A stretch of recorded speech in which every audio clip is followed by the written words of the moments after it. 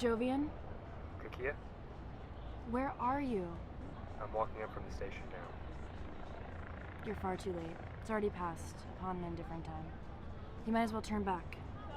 What's it that's passed? The night we once imagined.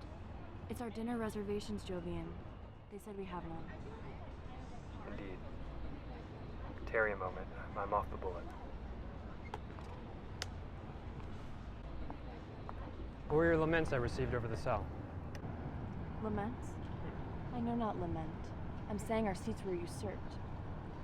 In truth, they weren't ever our seats to begin with because you didn't reserve the table. What were they taken? What matter does that hold? Sufficient sum, I'd incline. The magnitude of your absent-mindedness has derailed my track of time. All I know is we're out of a table. Don't imply, Jovian. You already sullied this day. Given your history with embellishment, I've naturally come to scrutinize the lot of your assertions. Embellishment? Please summon one mere instance. I would be elated. Till then, Jove, Luz. Come here. I feel a bit sorrowful. How's it been, my Jove, my Luz?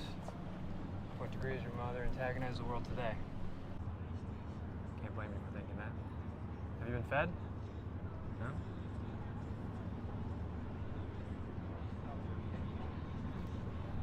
Jove, Luz, Mother, and me will talk about grown-up things for a bit, then we'll go eat. How's ice cream sound? Yeah, all you can eat rainbow sprinkles? Good. All right, get back to your childish recreation. We'll be ready in a light. Don't venture too far. Now, where do we commence? I'd say where we went wrong. And beneath which beaming light might that past night preside? I see beneath a blue shade moon a tall concrete building, piercing the swirling winds. Within that building is a hot, red-painted office. The office, which still to this day is stained with your adulterated sweat. An empty night is a night you're still shackled to, I see. It's surely a night void of any fruit, but I'm no slave to it. I am. Slave to those lustful elms, buried within the gloomy gusts of the witching hour that beguiled you into action. Nothing happened, Kakia. Nothing? Is that what you think of your college interns? And inside this nothing, do you typically wear your pants around your ankles? Correction, knees, and had you given heed to my foreword and left, then you would have... Never known? My point therein lies. You never would have told me because you're aware of your own fuck-up.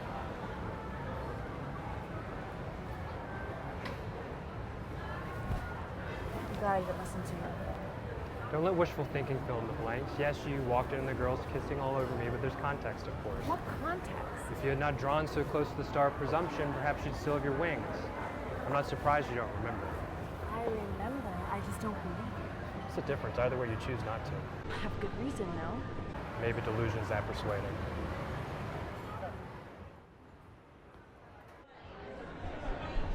If sanity were forever far from reach, if my own reflection's not to be trusted, then might he be free of guilt?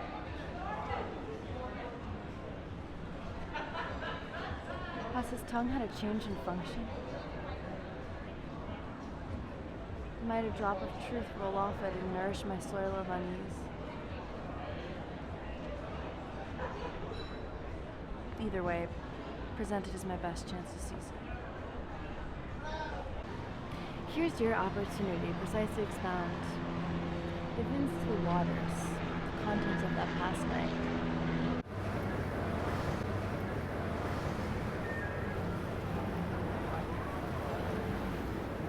You will never fish this from my lips another. Understood. Stout, if does stand our capacity to retrieve what we have outgrown, then we would rewind the knob of time from this moon to the twilight that encompassed the surface of my intention and my misstep. But to that office. As you forementioned, there I did stand, drenched in raucous revelry, for my promotion was finally granted. Yeah, that never got almost exactly. Yes, but that ship will inevitably sail. And as she creeps into those hazy waters, I wave her goodbye. She is gone forever. As you know, the revel was still much extent after you. You told me to tarry home, make way soon. Just had to finish up some extra work? Sounds like more than extra. Whose story is this, yours or mine? Go on. Upon your departure, I thought the event was only of early ember. I was entirely unaware of the dancers. I mean, I wasn't privy to their presence prior, not until I had no option. You know, before I continue, I think one would find great amusement in this. Not one of those women did my touch ever so grand. Wow. Worship for such goodness, too? Not against anyone's will, of course, but it's worth mentioning since you stumble over that fact so carelessly. You have earned your bow.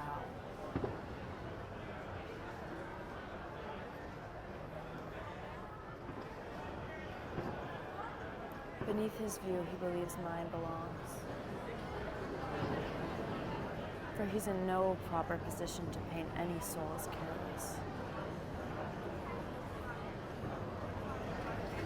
If only his heart weren't so cold. Right. Couldn't hold focus from the noise, so as I ascended towards the above floor, I carried with me my work and my virtue. Only when I walked into that red-tinted office, and by matter of immeasurable chance, I stumbled upon my two college interns rounding love space. Kakia. With Orion's ruby-encrusted blade across my heart, nothing happened.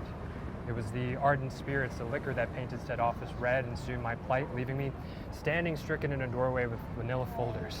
Yes, I know. That's when they pulled me in by the tie, and Voila, menage a trois. as I reiterated, nothing happened. As soon as my senses broke from the shackles of shock, I became sober and snapped back into Infidelity? And this moment where I happened to upend your office escapade is when your senses regained function? What magnificent timing. It was strange timing. They say too good to be true, as if you knew. As if I knew unfaithfulness fogged your facilities? That render us bare to possess any basis in sense. How would such a thing render me you? If I'm tainted by disloyalty, then likewise.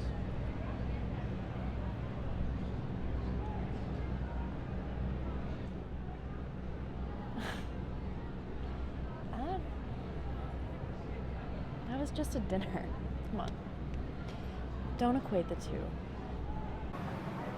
Well, I presume I'm poking at a particular event of the past. No.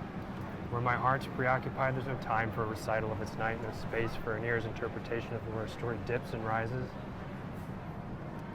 Speaking of something recurring. And that is? Your predilection to forecast all I have to say is natural falsity. Jovian, with such an account of my tendencies, one might be beguiled into the belief that polar ends do relate. I'm not one of them. She exhibits her cis-grown nature to sharpen my point even while within her own contradicting. In these restless waters, those soaring seagulls for the foreign gray clouds aloft and the soaking green algae below, all that is near and can taste the condiments of this conversation would agree that I give a rather accurate account of her echoed, isolated nature from reality. Reality is just too often skewed.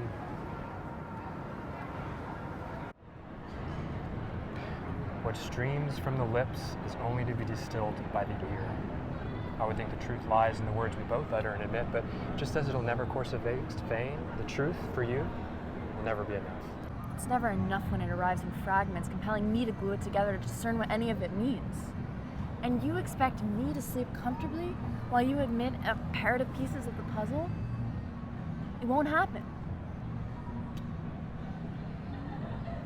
I already know if a man can, a man will omit. Already? Meaning I'll sharpen the spar before I speak even? No, only when you say with consent in past time. Since you tell only the half the truth, it's no truth at all. Yet null is true if solely that's what our desire tenders. I proclaimed it all, but you yielded none. Is it my existence that crawls atop your skin at night, or do you really believe I slept with those women?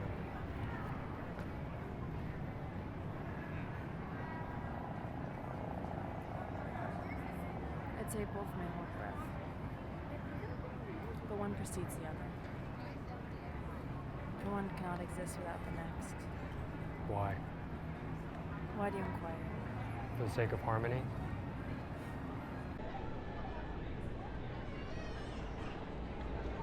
As if your care could carry enough concern. Will yours ever? It used to. For what?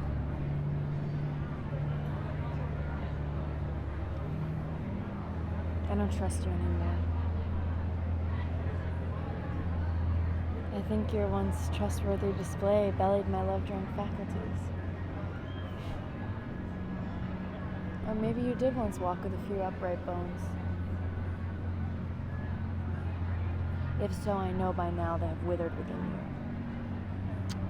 Upon your own Neptune, maybe, where the laws of the air are constituted by what you fathom and fantasize. Like what legislates law in yours?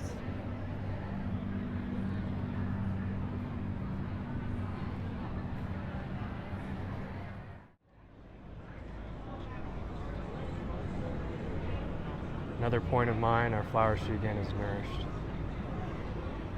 In this world being synonymous with reality, the laws are entwined within the atmosphere. In hers, retaining no constant shape, the laws flick in and out of ink at any slight or steep disposition of scrutiny. Because of this, I and only I am able to truly see where we went wrong.